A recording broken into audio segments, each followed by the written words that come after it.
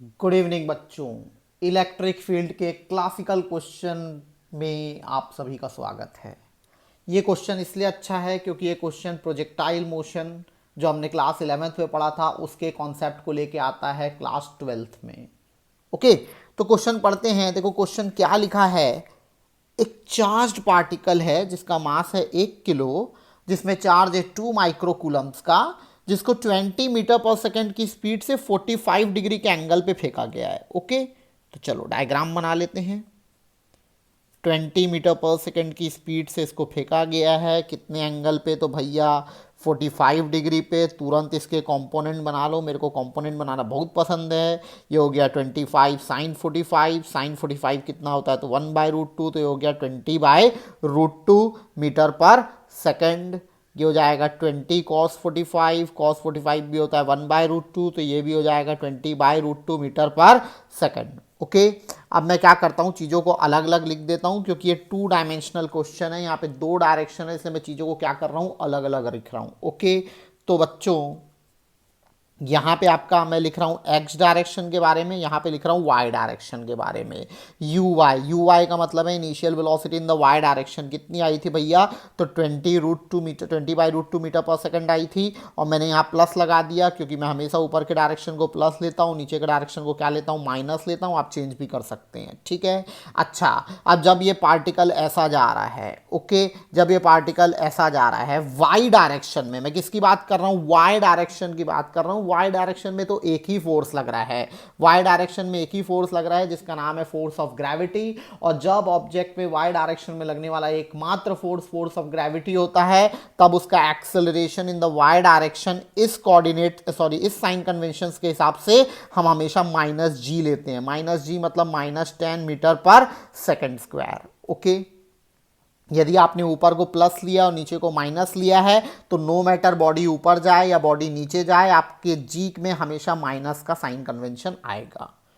Now अच्छा, अब जब ये कुछ ऐसे पाथ को फॉलो करेगा, ऑब्वियसली, ठीक, ये इसकी मैक्सिमम हाइट होगी, ये इसकी मैक्सिमम हाइट होगी।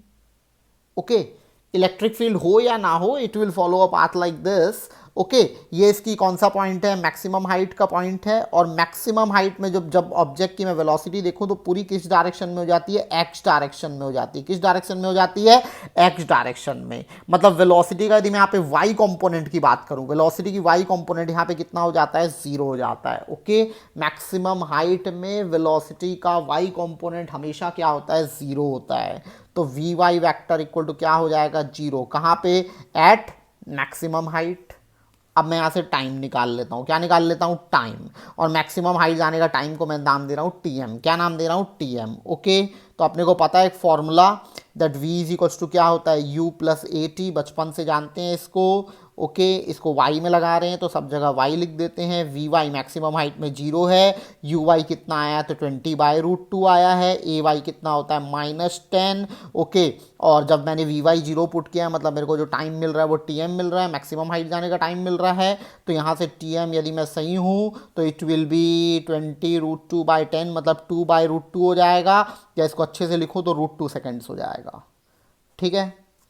अच्छा, अब ये तो मैक्सिमम हाइट जाने का टाइम हुआ। कहाँ का टाइम हुआ, मैक्सिमम हाइट जाने का टाइम हुआ। अब मेरे को निकालनी है टाइम ऑफ फ्लाइट। क्या निकालना है, टाइम ऑफ फ्लाइट। तो सबको पता होना चाहिए, यदि ऊपर जाने में 2 सेकंड लगा है तो नीचे आने में भी 2 ही सेकंड लगता है, प्रोवाइडेड इनिशियल और फाइनल लेवल क्या हो, सेम हो। मतलब यदि यहाँ से यहाँ जाने का टाइम टी एम है तो यहाँ से यहाँ जाने का टाइम भी टी एम होगा।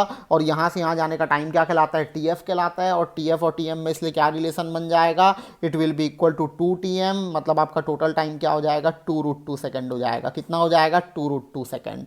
ओके, तो मैंने जो वाई में जो भी कैलकुलेशन किया, वाई में जो भी कैलकुलेशन किया वो मैंने टाइम ऑफ फ्लाइट निकालने के लिए किया। तो मेरा टाइम ऑफ फ्लाइट कितना आ गया, 2√2। ओके, अच्छा, अब इस क्वेश्चन और प्रोजेक्टाइल मोशन के बेसिक क्वेश्चंस में क्या डिफरेंस होता है।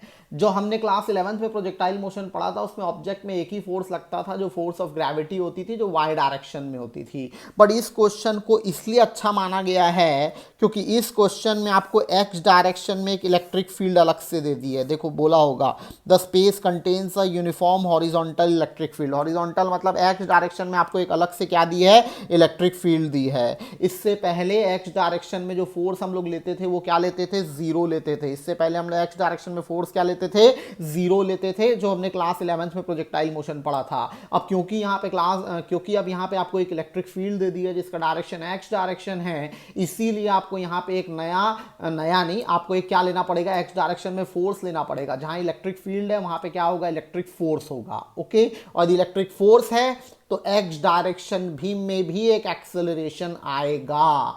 एक्स डायरेक्शन में भी क्या होगा, एक एक्सेलरेशन आएगा। डू रिमेंबर 11th में हमने पढ़ा था प्रोजेक्टाइल मोशन में एक्स जीरो होता है क्योंकि एक्स में कोई फोर्स नहीं होता है, बट क्योंकि यहाँ पे एक्स में इलेक्ट्रिक फील्ड दे दी है इसलिए एक्स में इलेक्ट्रिक फोर्स आएगा और इलेक्ट्रिक फोर्स के कारण एक एक्सेलरेशन होगा। क्या होगा, एक्सेलरेशन। तो पहले मैं ए एक्स निकाल लेता हूं सबसे पहले। ओके, तो ए एक्स निकालने के लिए कुछ नहीं, आपने सुना होगा बचपन में F equal to M A. यदि इसको x में लगा रहा हूं तो ये भी x हो जाएगा। ठीक है, अब x डायरेक्शन में इलेक्ट्रिक फील्ड है इसलिए x डायरेक्शन में इलेक्ट्रिक फोर्स लगेगा। इलेक्ट्रिक फोर्स का फॉर्मूला क्या होता है तो हम पढ़ चुके हैं, QE होता है, इक्वल टू क्या हो गया, MAX। तो AX इक्वल टू क्या हो जाएगा, QE/m। ठीक है, बॉडी में चार्ज कितना दिया है तो 2 माइक्रोकूलम्स दिया हुआ है, तो 2 इंटू 10⁻⁻6।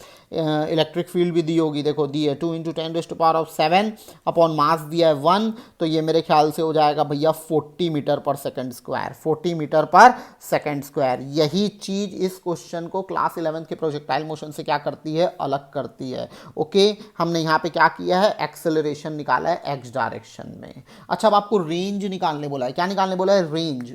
ठीक है, रेंज क्या होता है, टाइम ऑफ फ्लाइट के दौरान जो बॉडी एक्स डायरेक्शन में डिस्टेंस कवर करे।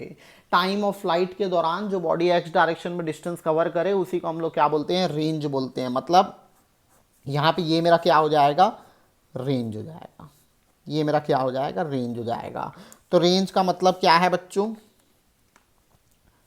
रेंज का मतलब है displacement in the x direction.